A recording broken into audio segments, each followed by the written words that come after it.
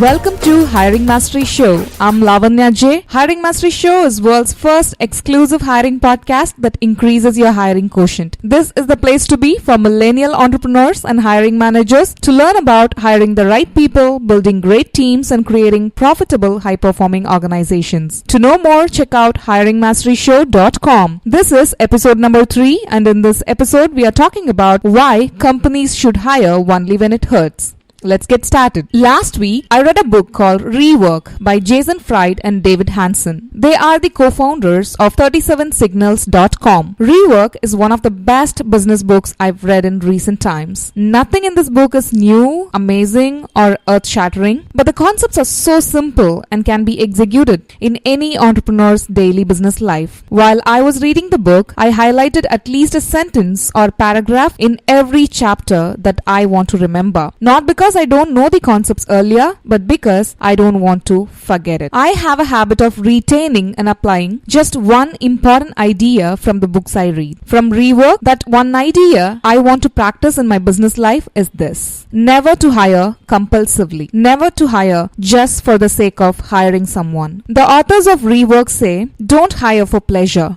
Hire to kill your pain. Hire only when it hurts. Always ask yourself, what if we don't hire anyone? Is that extra work that's burdening us right now is really necessary? Can we solve the problem with an addition of software or change of business practice instead? What if we just don't hire a resource? The right time to hire is when there's more work than you can handle for a sustained period of time. There should be things you can't do anymore. You should notice the quality level slipping. That's when you're hurting. And that's when it's time to hire, not earlier. Some companies are addicted to hiring. Some companies even hire when they are not hiring. They'll hear about someone great and invent a position or title just to attract that person into their business. And there goes the high-profile candidate who's attracted into the company just for the sake of it. He'll sit parked in a position that doesn't matter, doing work that is not important. Don't hire people you don't need. Even if you think that person is a great catch, you'll be doing your company more harm than good if you bring in talented people who have nothing important to do at your company. Problems start when you have more people than you need. You start inventing positions, titles, and work to keep everyone busy. Artificial work leads to artificial projects, and those artificial projects lead to real costs and complexity. Don't worry about the one that got away. It's much worse to have employees who are not doing anything meaningful.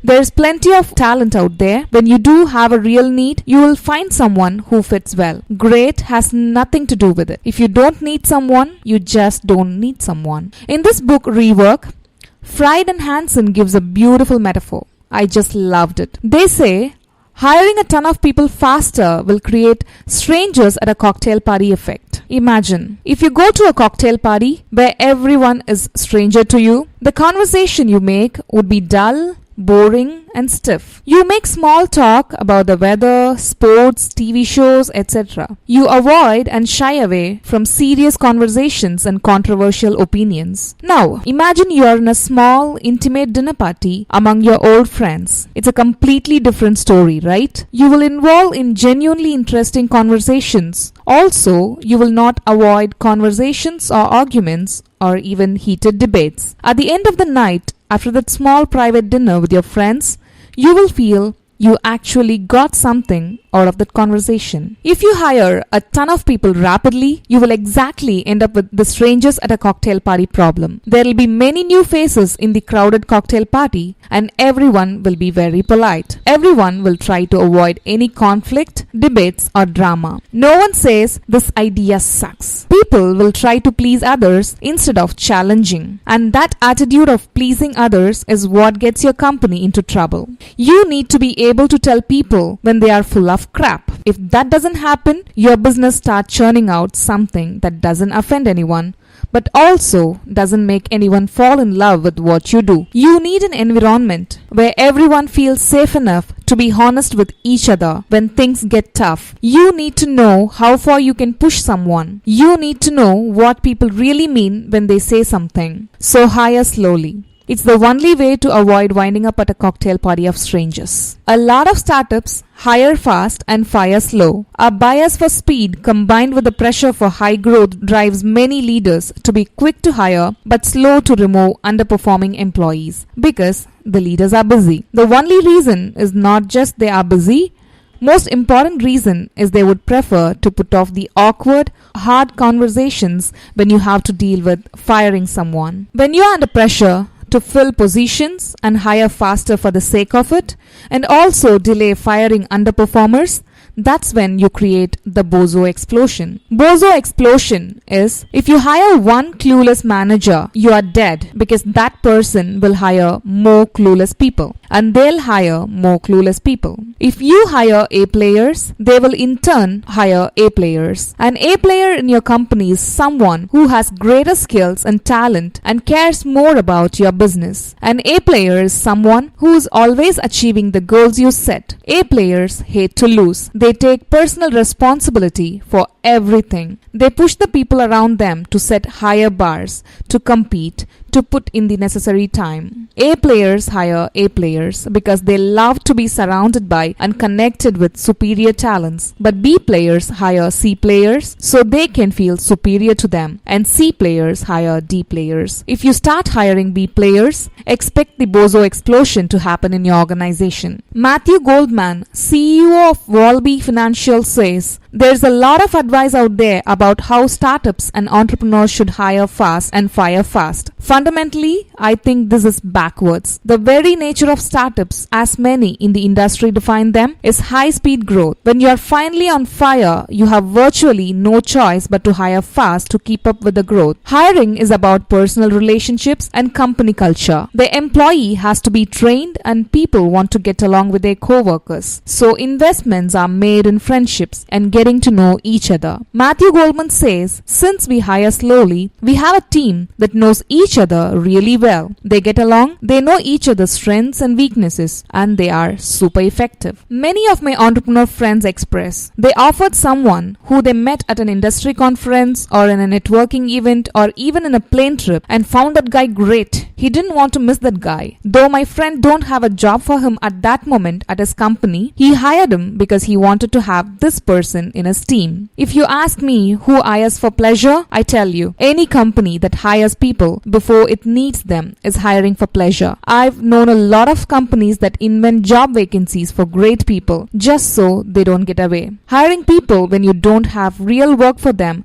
is insulting to them and hurtful to you as an organization. Great people want to work on things that matter. A great person working on imaginary work will turn into an unsatisfied person. Then he'll leave. As a business owner, one of your most important tasks is workforce management. It's your job to make sure you have the right people and most importantly, the right number of people to keep your company running smoothly. Now let's say your business is growing and you're sensing you need to hire new employees. How can you really be sure the time is right to bring in additional staff? Dr. David Javich, an organizational psychologist and leadership specialist, identifies various common clues that lets you know when the right time has come to add new employees. The first clue is when your employees are working very hard, perhaps too hard, and they are letting you know or complaining that they have too much to do. Complaints of this nature are not uncommon in a startup environment, but your task is to determine if they are legitimate. If they are true, how can you do that? Try talking to your employees and asking them to validate their concerns of being overworked. Then look at attendance and productivity indicators to substantiate their claims. If what you find confirms their feedback, then you might decide to reorganize and restructure roles and responsibilities to better deal with the workflow, or you could hire additional employees. The second clue is when you identify the growth curve for your products or services is increasing among your customers positively, consistently over a period of time. The third clue is when you see an opportunity for growth and expansion in your industry or related industries and decide that now's the time to take calculated risk to expand, but current employees are not available to take up additional responsibilities. That's when you can hire additional employees. The fourth clue is when you determine that your employees' existing job skills and knowledge are fine for your company's current level of productivity But to expand, you will need either increased skills or knowledge or a new and different set of skills and knowledge. The fifth clue is when revenue is above your target and you project it to continue. Other than financially rewarding yourself and your employees, you wonder what to do with the increased revenue. And that is one of the clues to hire additional employees. Whenever you or your entrepreneur friends are facing a hard time knowing whether the right time has come to hire new people, test yourself with these common clues to get ahead with your hiring decision. In a startup environment, employees can be a huge cost and they can become an even bigger cost if they don't fit. That's why it's important to take a step back and really think about each and every hire you make. Tony Hsieh is a serial entrepreneur and investor. He is well known for investing in Zappos as well as being the CEO. But before Zappos, Tony was the co-founder of Link Exchange, which sold to Microsoft for $265 million. Tony Hsieh says the biggest mistake he made has been with hiring the wrong people. If you add up the cost of all the bad hires, the bad decisions they made, and if they went and hired their own bad hires, the cost of all those in the history of Zappos, bad hires have cost well over $100 million. What he talks here is about the bozo explosion, where your one bad hire starts hiring multiple bad hires. One B player starts hiring multiple B, C, and D players. Tony Hsieh, the CEO of Zappos, says hiring is never a perfect science, and I'm sure as a company we'll continue to make bad hires. But over time, we began making fewer mistakes and became better at correcting our hiring mistakes more quickly. Ben Horowitz, a venture capitalist, says the best way to avoid impulsive hires is to define your hiring process early on. We made the mistake early on of making some hires without thorough selection of candidates due to urgency or strong candidate backgrounds, which resulted in some problematic situations down the line. We now have a 5-step hiring process, which includes interview rounds with multiple team members, a technical challenge, reference checking, and a social event where any of my team member can make a hiring decision on the prospects. Rob Waldron is the CEO of Curriculum Associates. He says, achieving those high growth targets may sound impressive, but it was not always pretty. The truth is that I made many mistakes along the way, particularly early in my career. As an entrepreneur, you being an outstanding recruiter is more important. Being an outstanding recruiter is more difficult than being an outstanding manager. For any pathway to scale that truly transforms society, you need to develop a defined operating model, clear processes, and great communication plans for your growing organization. All these require outstanding people. And when it comes to an organization's ability to succeed, no operating lever outperforms making the right hires. If the pressure to fill those vacancies weaken your resolve to hire the best, your organization will fail. Rob says his philosophy has always been to hire people, not filling positions, even when he finds a great catch. Adam Chapman, marketing director of ReadSoft, says, just because a business has enough capital to hire doesn't mean it should. Hiring at the right time is important. Hiring in the right places is fundamental. Filling key positions in the departments that are doing well, that are raising revenue, will support expansion of your company. But increasing staffing levels in repetitive roles that do not pay for themselves will drain money from your organization. What we learned from today's podcast: don't hire people for the sake of it, even if you came across a great catch. Do not hire people to fill positions. Do not hire someone if you are not hurt, if you are not in pain. Remember, hiring on purpose is something every entrepreneur and hiring manager can learn. Or if you prefer, you can continue to do what you've been doing and waste valuable resources. Just don't expect much to change, especially your revenues. It was a pleasure talking to you today. If you like this show, please give it a rating and write a honest review in iTunes. And don't forget to share it with your friends. Also, subscribe on YouTube. I have started a Facebook group called Hiring Mastery Show. Join the group to stay connected. Until next Hiring Mastery Show, hire right, build great teams, and stay awesome. To know more about this podcast, visit hiringmasteryshow.com. I'm Lavanya J.